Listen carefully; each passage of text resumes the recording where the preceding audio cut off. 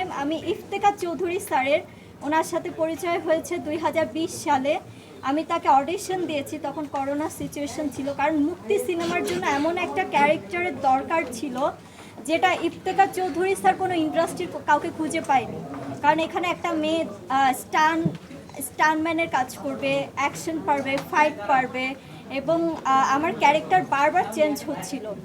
যাই হোক, এ কথা পরে আসি। সো ইফতেখার স্যারের সাথে কিভাবে আমি কাজ করেছি, 4 বছর তার সাথে আমার পথ চলা ইফতেখার চৌধুরী স্যারের সাথে। এবং আজকে একটা কথা বলছি যে ইফতেখার চৌধুরী স্যার একজন সম্মানী ব্যক্তি।